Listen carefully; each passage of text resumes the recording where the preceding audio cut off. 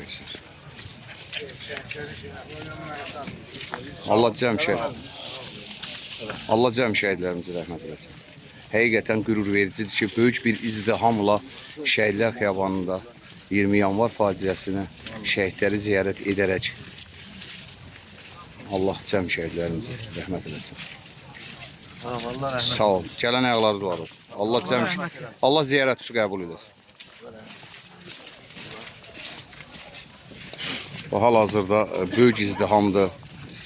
Sakin gələn insanların arası kəsilmir. Bax bu günləri qar qarlamağına baxmayaraq Biləsuvar sakinləri özünə borc bilir ki, 20 yanvar faciəsinin Şəhidlər Xiyabanı ziyarət edərək özlərinə qürurla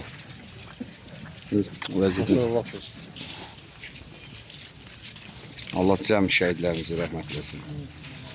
Allah Azərbaycan torpaqları uğrunda canından keçən qəhrəman şəhidlərimizi böyük izdihamla yad olunması bir qürur vericidir. Həqiqətən də.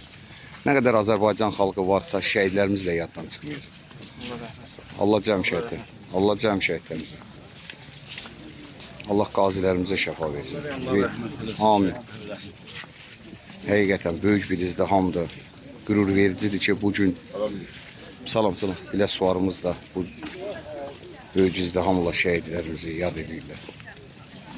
Hamının boynunun borcudur. Ancaq yenə də borc deyib əməl edən xalqımızın qarşısında baş əyirik ki, bugün böyük izdihamla şəhidlərimizi yad olunur. Allah cəm şəhidlərimizi rəhmət. Amin.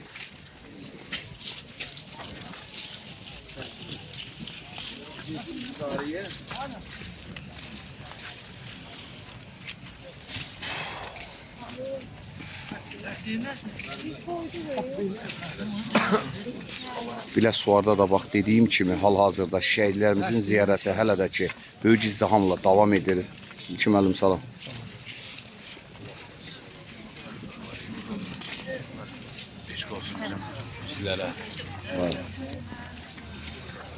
Allah cəm şəhidlərimizi rəhmət eləsin. Qəhrəmanlar diyarı Biləsuvarımızda böyük izdihamla 20 yanvar faciəsinin Şəhidlər Xiyabanının əllərində gül dəstəsindən böyük bir izdihamla yad edirlər. Hava şəraiti əl verməsə də, qar qarlasa belə, çoğun olsa da yenə də Biləsuvar sakinləri şəhidlərin ziyarətindədir. Allah cəm şəhidlərimizi rəhmət eləsin.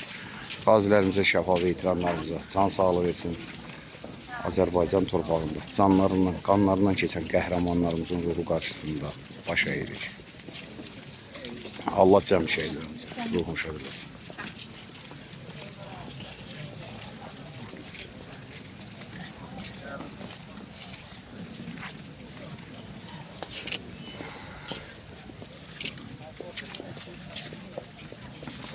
Bugün də Biləsuvarda 20 yanvar faciəsi böyük izdihamla yad olunur. Vəsfəsindən asılı olmayaraq hər bir Biləsuvar sakini bugün şəhidin ziyarət edir və amin. Fərq et. Allah cəm şəhidlərimizi rəhmət. Allah cəm şəhidlərimizi rəhmət. Allah cəm şəhidlərimizi rəhmət. Vəsfəsindən asılı olmayaraq hər bir Biləsuvar sakini şəhidin ziyarət edir. Çünki 20 yanvar faciəsi böyük bir faciə oldu.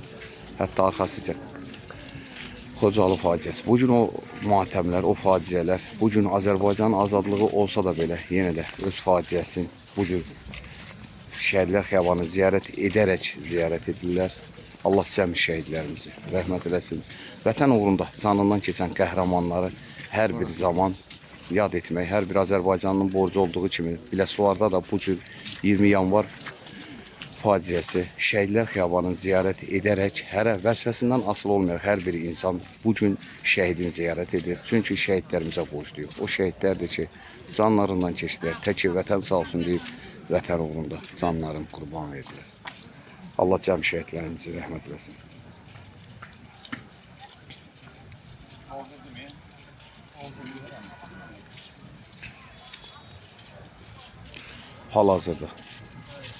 Hal-hazırda böyük izdihamla şəhidlərimiz ziyarət olunur.